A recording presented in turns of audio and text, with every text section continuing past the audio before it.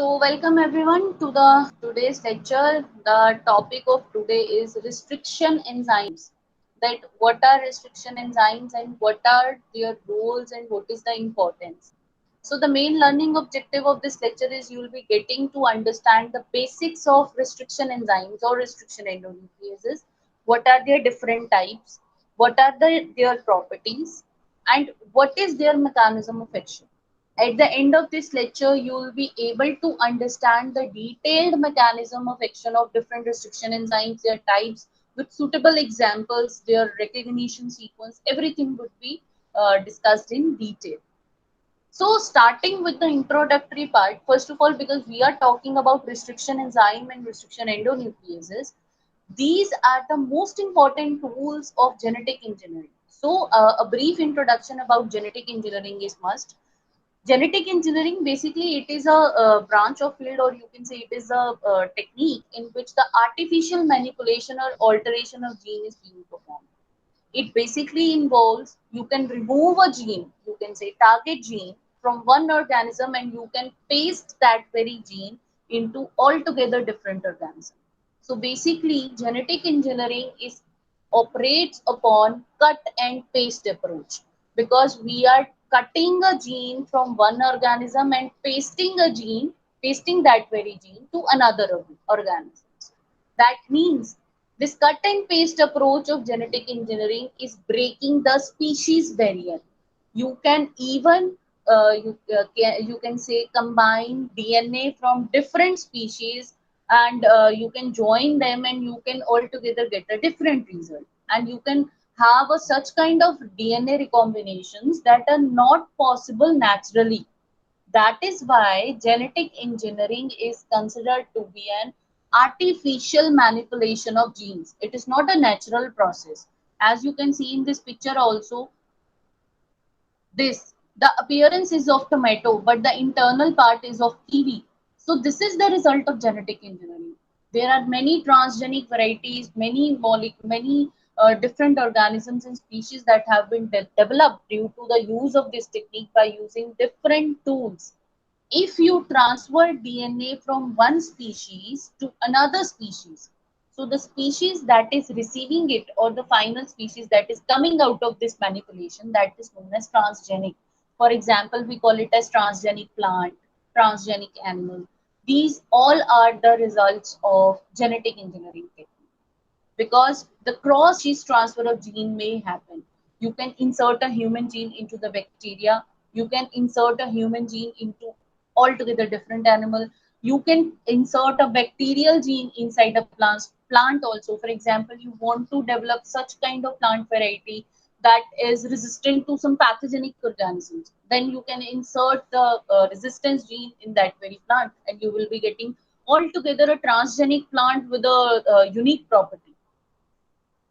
So the major tools that are present, that are used in genetic engineering, they are of two types, because I am saying it is a cut and paste approach. So for cutting we need a scissor, and for pasting we need a glue. So in case of molecular biology, in case of genetic engineering, this scissor and glue is known as molecular scissor and molecular glue. If you talk about molecular scissor, that are known as restriction enzymes or restriction endonucleases. They are special kind of enzymes that cut the DNA at specific sites. Those sites are known as restriction sites or recognition sequences. However, for the pasting, you need a glue, that is molecular glue. The enzyme is DNA ligase. This enzyme basically acts as a glue because it joins together the different pieces of DNA, provided they are complementary to each other. So whenever you are working in genetic engineering and you are using these tools, in that case, make sure the donor and recipient DNA is cut with the same restriction enzyme so that their ends are complementary. If the ends are complementary, only then the glue would be able to stick them together. So, having talked about briefly about genetic engineering, now shifting directly to the restriction enzymes. What are these enzymes and what are their types? These are the specific enzymes that cut the specific nucleotide sequence known as restriction sites.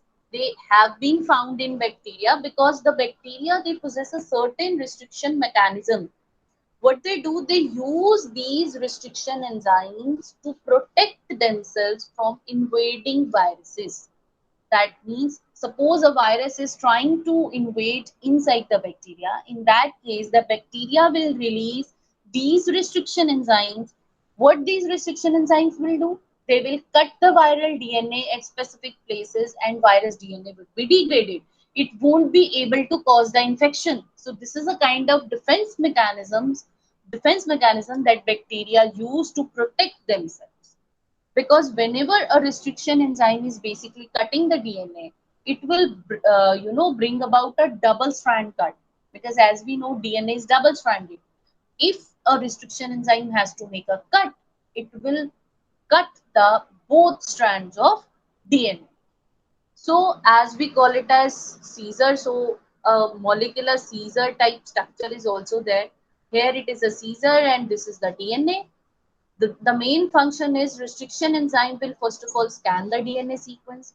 It will find the specific recognition sequence, or you can say specific set of nucleotides. After recognizing that site, it will make a specific cut at that very site. That site is known as restriction sites. However, there are many restriction enzymes that have been, identified till now.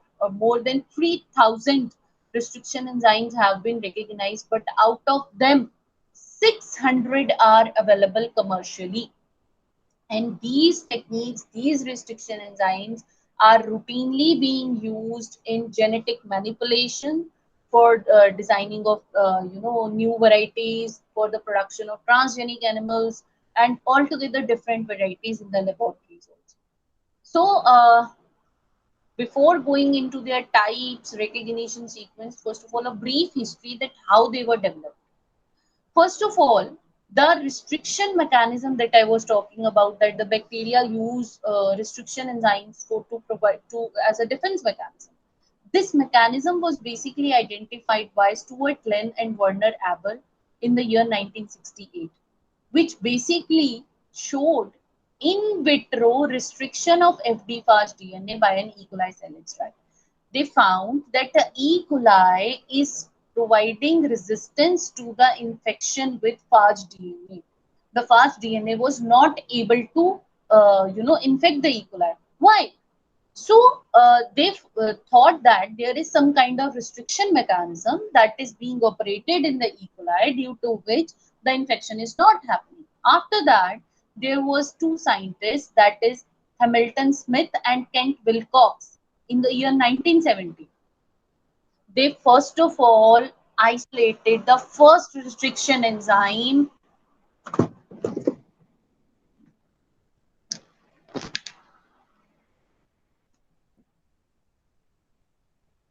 They isolated the first restriction enzyme.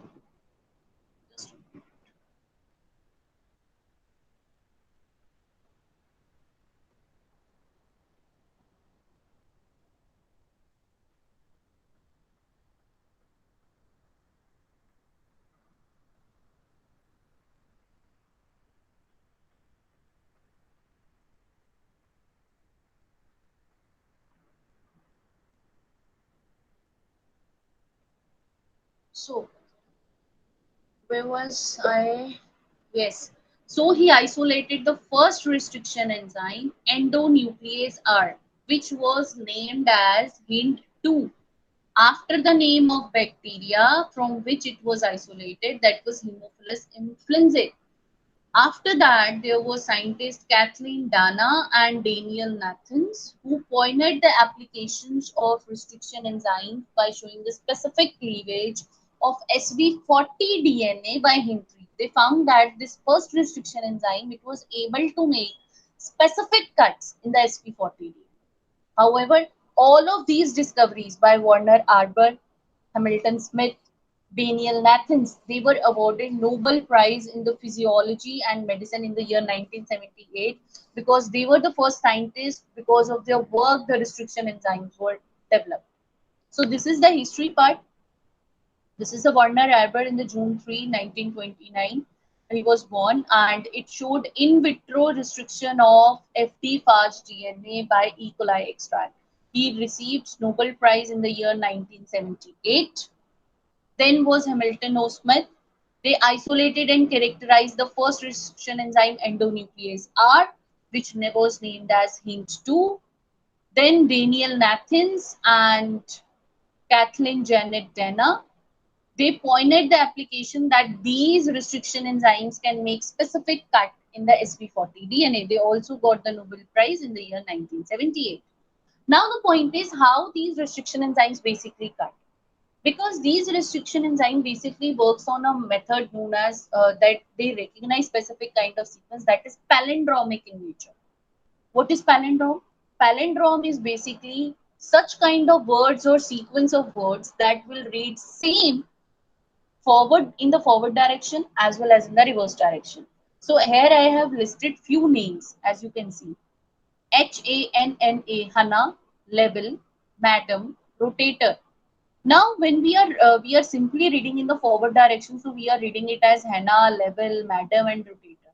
Now suppose if you read it from backward direction, it will again read the same. That is, as you can see, the letters are shown in lowercase and uppercase.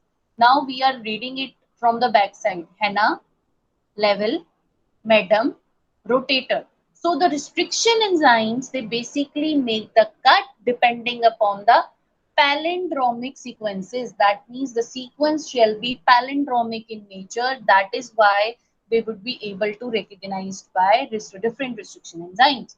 Because we are talking about a palindromic sequence in DNA sequence, so they are known as genetic palindromes.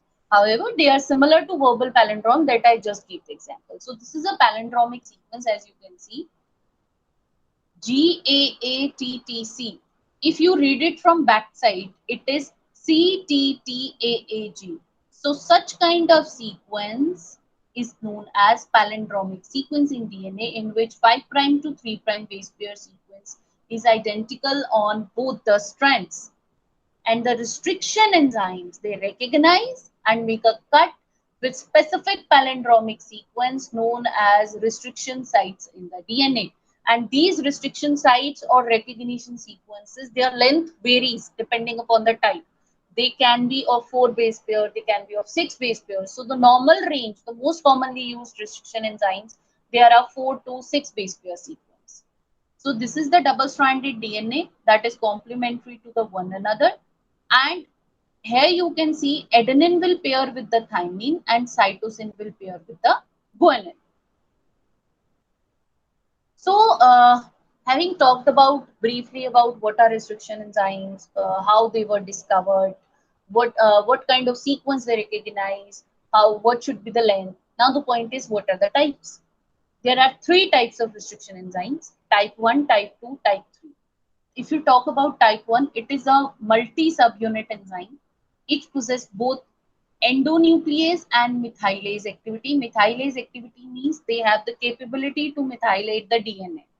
Then they cleave at random up to 1000 base pair from recognition sequence. That means from the recognition sequence, they will be making a cut 1000 base pair away. So it is non-specific cut. Talking about second type, it is mostly single subunit restriction enzymes. They cleave the DNA within the recognition sequence. That means the recognition site they have recognized, they will make a specific cut on that.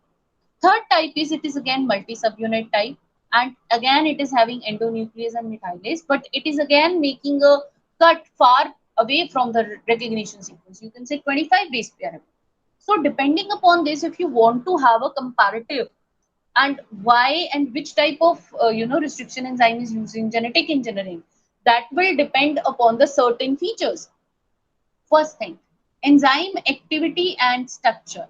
So if you talk about type 1, they are single multi-subunit. They have both exon, endonuclease and methylase activity. Endonuclease activity means they have the capability to make internal cut. That means inside the DNA, they can make a cut.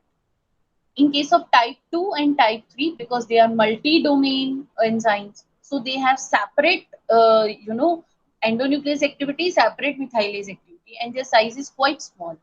Recognition sequence. First of all, type 1 restriction enzymes, they show an asymmetric recognition sequence. However, only the type 2 is showing palindromic recognition sequence. That means this type 2 is the R sequence of interest or enzymes of interest. Now, recognition site length. As I told you that the type 1, the recognition site is long. It is around 8 to 16 base pair. However, in case of type 2, the recognition site is short, around 4 to 9 base pair. And in case of type 3, it is again short, 5 to 7. But methylation site, what is a methylation site? Where the methyl groups would be added. In case of type 1, type 2, type 3, both of these type of enzymes, they will methylate at the recognition site. But in case of type 1 and type 3, we need ATP to carry out restriction, to carry out cut. But in case of type 2, we only need magnesium ions. We do not require any additional requirement. Now the point is, where is the cleavage site? In case of type 2 restriction enzyme only, they make a specific cut at the recognition site. However, in case of type 1 and type 3, they both make cut at far away places. So they make non-specific cuts. So there are few examples of it. In case of type 1, it is EcoK, EcoB.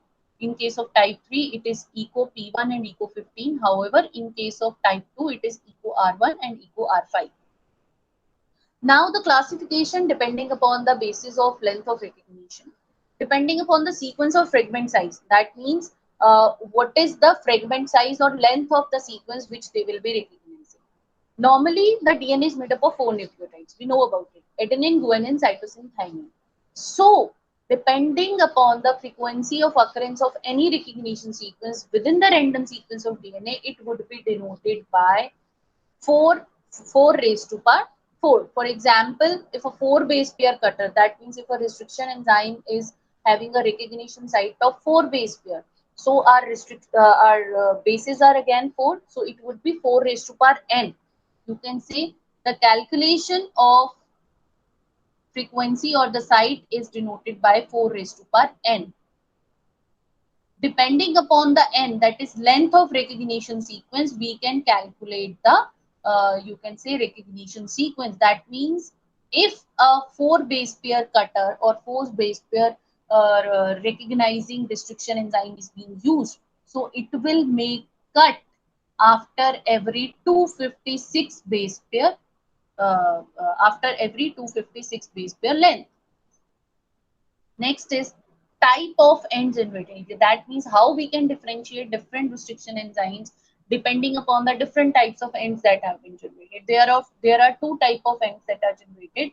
One is blunt end, another is sticky end. First of all, what are blunt end cutters? Blunt end cutters restriction endonucleases are those enzymes that will cut straight across the axis of symmetry of restriction site. Suppose this is a 6 base pair recognition sequence. As you can see, 1, 2, 3, 4, 5, 6. If a restriction enzyme is able to make cut straight to the symmetry, then it is known as blunt end cutter. So what it would be generating? It would be generating 2 similar type of fragments with no overhangs. Such type of restriction enzyme are known as blunt end cutters. For example, the example is SMA1. This is the sticky end cutter. So such kind of endonucleases that will cut the DNA off the center of restriction site. That means they will cut between 2 bases on the opposite side and they will create overhangs, as you can see here. Suppose this is the restriction sequence. At one strand it is making a cut here, other strand it is making a cut here. So what will happen? We will have these 4 base pair unbounded form, and again there would be a overhang.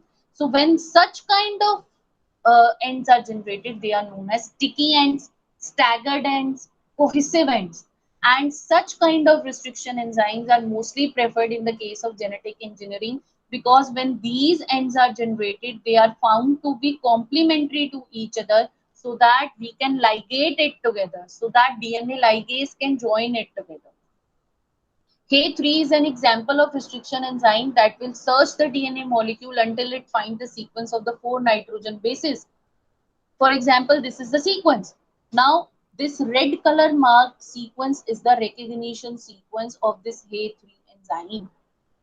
So, once the recognition site will found, the restriction enzyme K3 will make a cut. As you can see, the Caesar is shown here and this is the cutting site. So, it will create a blunt ends. like this. These are blunt ends. There are no overhangs on both sides. So these cuts are known as blunt ends. However, the names that why we are calling it as EcoR1, SMA1, what is the nomenclature? Namely, the name of restriction enzymes, they are derived from the type of bacteria from which this enzyme is isolated, the order in which this restriction enzyme was identified and isolated, because there were many restriction enzymes that were isolated, but depending upon their order or sequence that how they were isolated, they are named as such. For example, EcoR1. This EcoR1, here eco stands for E. coli because it has been isolated from a bacteria named as E. coli. R stands for its strain, and 1 stands for because this was the first restriction enzyme that was isolated from E. coli. That is why it is named as EcoR1. So these are the blunt ends and sticky ends. Remember, we have just discussed that how HAY3 enzyme it produces a blunt end. Similarly, for EcoR1, it is a 6 base pair cutter enzyme. That means it will recognize the sequence that is of 6 base pair length. So it will give a staggered cut or sticky end. So this is the recognition sequence GAATTC. It will make a cut over here where I am pointing the arrows. So after making a cut, this type of overhangs will be generated. As you can see, these 4 nucleotides are unpaired, and here also these 4 nucleotides are unpaired. So depending upon that, the sticky ends are generated. That means blunt ends are plain ends, and sticky ends, cohesive ends, and staggered ends are with some extra or additional nucleotides. So these are the few examples of different restriction sites as well as restriction enzyme. For example, HIND3. HIND3. Now, as the name suggests, this has been isolated from Haemophilus influenzae because H stands for Haemophilus, IN stands for influenzae, D is the strain, and 3 correspond to this. This was the third enzyme that was isolated from this very Haemophilus influenzae. Similarly, here you can see it will make a staggered cut. It will produce the cuts that would be sticky in nature. However, next, BAMH1. Now, as the name suggests, B stands for Bacillus, AM stands for Amyloliquefaciens, H stands for strain number, and 1 stands for it was isolated for the first time. That is why we call it as BAMH1. This is the recognition sequence. Again, it is 6 base pair cutter, and this is the restriction or cutting site of it. Next is LO1. LO1, it is isolated from Arthrobacter luteus. A stands for Arthrobacter, LU stands for luteus, and 1 stands for it was isolated for first time. It is a 4 base pair cutter. As you can see, A, G, C, T. There are 4 base pairs. So it is a 4 base pair cutter. Again, it is a sticky end generator. These are the few MCQs pertaining to this lecture in which we have talked about what is genetic engineering, but whether this is a cut and paste approach, cut and copy approach, what is the basis of it, what are the tools that we rapidly use in the genetic engineering, what is the concept of molecular Caesar, what is the concept of molecular glue, what are their types, how they basically bring about the joining of all these things, from where from in which field we can employ these techniques of genetic engineering, how we can use these restriction enzymes, what were the history of these restriction enzymes, how they were developed, how they were recognized, how they were basically we found that these restriction enzymes, they can basically cut the DNA, they can make specific cuts, or they can methylate the DNA. What are their types, why we are going to use type 2 restriction enzymes only. So all of these things are basically covered in a very sequential manner, how they recognize palindromic sequence, from where they cut, why they are known as recognition sequence, why they are known as restriction sites, what are their types. For example, why we use type 2, because type 2 it will make a specific cut, it is a single subunit, the recognition site is short, you do not require any energy in it, you only require magnesium ion. That is why the type 2 restriction endonucleases, they are the most preferred ones in the case of genetic engineering. So these all concepts are very important whenever you are talking about genetic engineering, whenever you want to go for any genetic engineering techniques so as to improvise some plant varieties, or you want to, develop some transgenic animals or transgenic plants. For example, if you talk about, some people is diabetic. In that case, the, doctors mostly suggest that you go for taking insulin. If that person is not able to, produce insulin properly, the beta cells of pancreas, if it is not able to produce it properly, in that case, what is the remedy? You take artificial insulin. So how this insulin was basically produced? This insulin was basically produced under in vitro condition by using this genetic engineering, in which the human insulin gene was cut and it was inserted inside a vector, then it was expressed inside the E. coli, so that you can, retrieve large amount of insulin hormone, and you can produce these amount and you can cure this disease. And most of the companies are using, still using these techniques also, these techniques till now, that they are producing large amount of insulin in their research centers and they are commercializing it. I have given just one example. There are many more examples of it. You can even produce hormones, different kind of hormones. You can even produce different kind of, varieties. For example, golden rice, BT cotton. If you talk about dolly sheep, that is a transgenic animal.